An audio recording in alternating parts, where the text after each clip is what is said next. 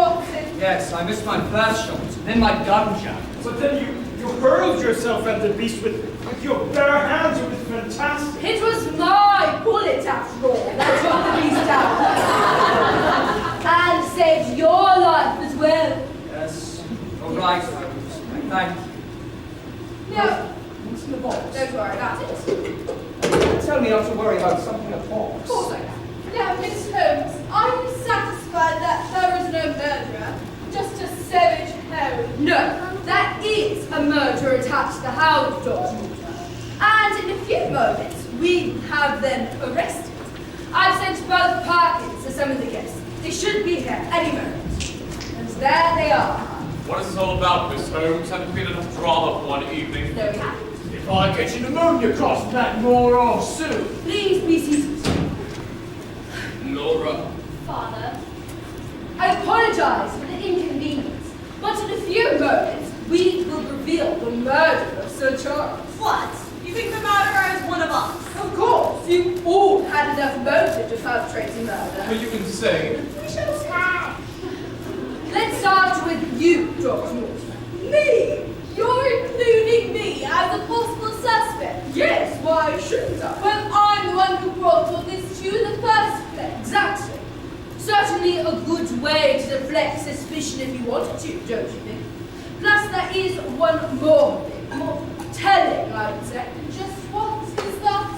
You neglected to mention that you are the executrix of Sir Charles' estate. What of it? Well, if a horrible event should befall Sir Charles, that would put you in a most enviable position. This is ridiculous. Mr. and Mrs. Barrymore, I had to consider you both very closely. You were both promised £5,000 when Sir Charles died, and you, Mrs. Barrymore, had an insane brother running about the law that you desperately wanted to get out of the country before the authorities found you. So, to expedite matters, you could have killed Sir Charles. We would never even consider such a thing. We have our dignity, Miss. Doubtful. Mr. Franklin, What? you, of all people, had a particular grudge against Sir Charles. Well, indeed, against all Baskervilles. Oh, well, there's some news. You see, the Baskervilles status as being the pre-eminent family of Devonshire has never set well with you. Plus, from your position on the hill and the use of your infamous telescope, you could see the comings and goings of all of Baskerville Hall. You could have easily taken the opportunity when you saw Sir Charles, and subsequently Sir Henry, out of the moor. You could have taken that opportunity to unleash the Hound upon them. Preposterous. Maybe. Did you not know that Sir Henry was out of the moor when you tried to shoot him? I didn't know it was Sir Henry. Oh, I thought it was a lunatic. Still, This is absolutely delicious. Oh, Miss Stapleton, let's go with you then. Oh, let's. You seem quite friendly with Sir Henry. Well, you have a knack of cozying up to Baskervilles. Indeed, from what I've learned, cozying up to anyone who can help you. Now, where are you going with this, Miss Holmes? Sir Henry, I'm afraid you are not the first Baskerville to be the target of Miss Stapleton's charge. Nonsense.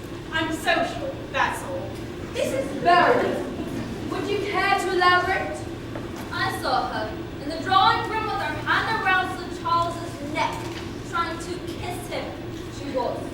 He pushed her away and told her, Miss Stapleton, you must stop this. This is not right. and it wasn't the first time either. Now, if you could win him for yourself. Then you would be the lady of Baskerville Hall. Never how could you? He was a fool. But that doesn't mean I would murder him. We should hope not.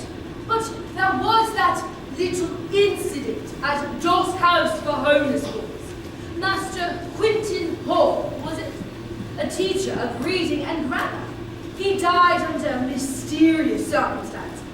And you were the focus of the investigation. Yes.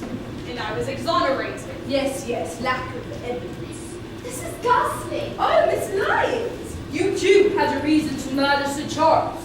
Never. I'm sorry, but I was in love with Sir Charles. Yes, true enough, to a point.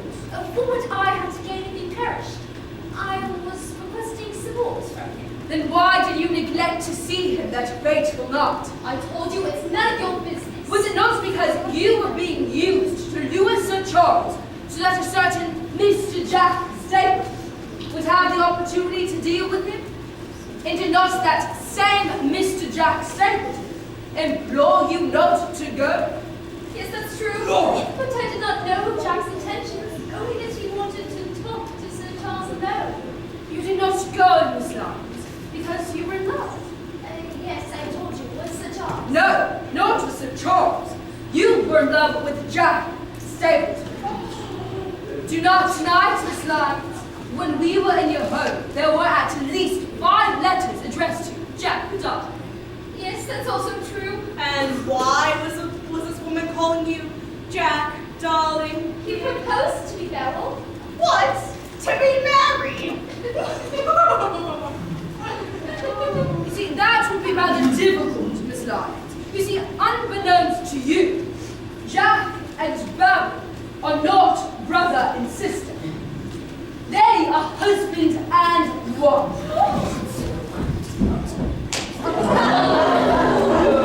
I didn't see that coming. It is a rather inconvenient fact you neglected to tell me. You see, during my absence, I spent some time in the public records office. Amazing what you can find there. You go too far, Miss Holmes, too far. On the contrary, not far enough, Mrs. Stapleton. Or should I say, Mr. Baskervilles? I didn't see that coming either. You all recognize this portrait, of course. Sir Hugo, progenitor of the curse of Baskervilles. Wait, darling, it's Stapleton. Exactly. Jack is a son of Roger Baskerville, the black sheep of the family. He apparently did not die childless in Rio de Janeiro, as previously thought. Roger Baskerville had at least one son. Jack is that son, and he is therefore Sir Henry's legitimate heir. You see, this would explain his uncanny knowledge of South American butterflies. He claimed to have collected them all himself, and his prize specimen, the Baskervilles Assyria, is found only in Brazil. But none of this makes me a murderer. True, Mrs. Stapleton. Even that much circumstantial evidence doesn't necessarily make you the murderer. I needed something to tie all this together. You see, in my wanderings around the Grimpen Lawn, I stumbled upon a pit of sorts. It was a den for dogs, or at least a particular dog at least. In the pit, I found a boot, a single boot. Your lost boot, Sir Henry, I presume. That's why the Hound was tracking you. I also found a coat with a monogrammed handkerchief with the initials C.B. Charles Baskerville. Exactly.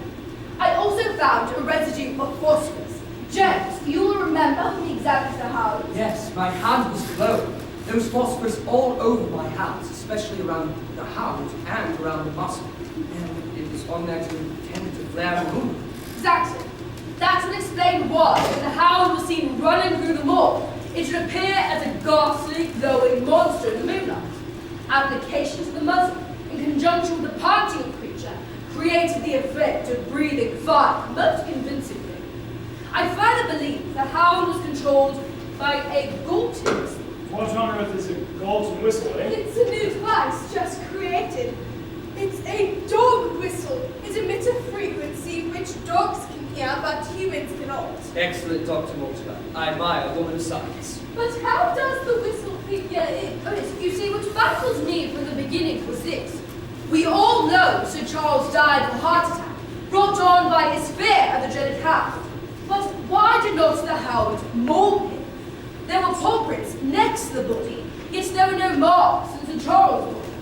This was explained when I found the Galton whistle. Someone pulled it off at the last second.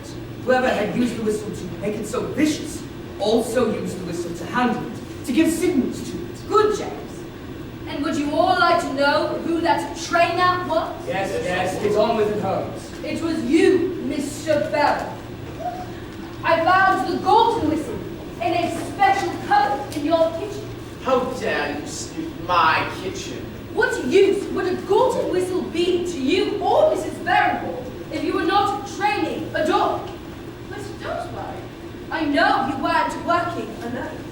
indeed. You see, when Stapleton died, you, Mr. Stapleton, insisted that Mr. Barrymore accompany you across the moor. You were plotting something.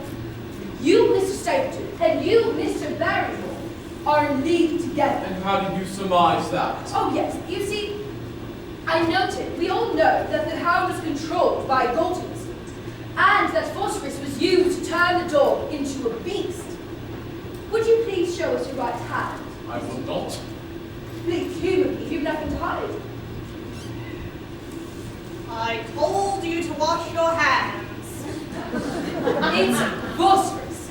You see, when you exited the barn, Mr. Stapleton, I noticed your hand was glimmering. And when I went to go see what you were up to in the barn, I noticed 2 bags of phosphorus near the entrance of the pit I mentioned earlier. Mr. Stapleton, you rubbed the Hound down with phosphorus and then sent it through the tunnel out to the barn, out into the moor. Then Mr. Barrymore was ready to send it upon Sir Henry. But why would they conspire together? Oh, yes. So, you see, when I pointed out your each individual motives, I said that Mr. and Mrs. Barrymore had an insane relative that they wanted to get out of the country. They killed Sir Charles to avoid that opportunity. But someone found out about that plot. And even though Mr. and Mrs. Barrymore were not going to do it again, that individual blackmailed them into assisting him with another scheme. This time to kill Sir Henry. And that would be you, Jack. Vixen. I'm confused. Mr. Stapleton is the heir to the Baskervilles estate, and with Sir Charles out of the way, and Sir Henry out of the way, he would be next in line for the Baskervilles estate and be the Lord of Baskerville Hall. Exactly. Enough of this! Enough! I'm not getting arrested today. I've had enough groveling at the feet of highfalutin country gentlemen. No, William! Enough death. In case you have something up your sleeve, Mr. Stapleton. Good, James. And very impressive, Mrs. Barry. I will mention your contribution to the judge. Perhaps you'll find some needs. Now, Perkins, please escort Mr.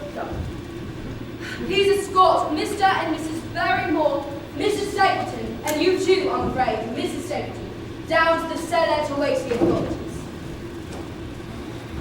Bye. This does not bode well with my delicate constitutions. I hold you entirely responsible, Sir Henry. Don't be surprised if you get a visit from my lawyer. Good night, Mr. Friend. This line. Now, I just don't think of the pair of you. That was either extremely brave or extremely stupid. I don't know which. Brave, I think. I just reacted, that's all. Everyone was very diligent in taking down the murder. So, what do you think? Was your guess correct? Well, we shall soon find out. Can I please have the winner for tonight's contest? Drum roll, please!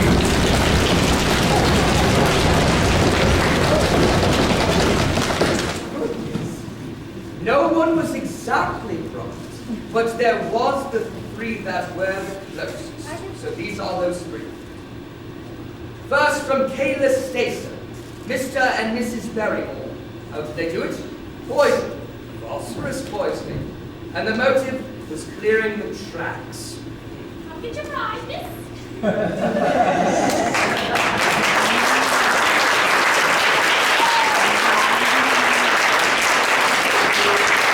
The second was Michael Chesko. The murderer's name was Barrymore. How did they do it? By frightening, making them cry. And the motive was a secret relative of Sir Hugo, the heir. Interesting. Come please, collect your prize.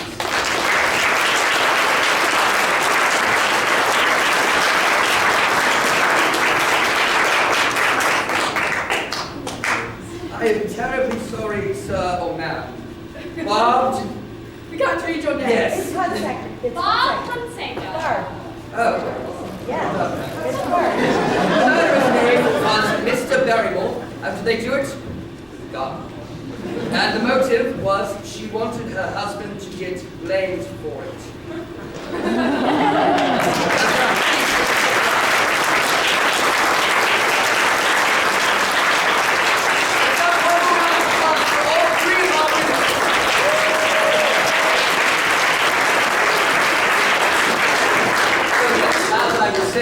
I just really need to be here. Everything was taken care of. Now that we've concluded the matter, Mr. Watson, Miss Holmes, and I, as Lord of the Manor, would like to extend an invitation for you to stay at the Hall for a few more days for much-needed rest and relaxation. I'd like that. I'm afraid James and I will be on the first train to London in the morning. We will. Yes, oh, I've received a most interesting letter from Mrs. Hudson this morning.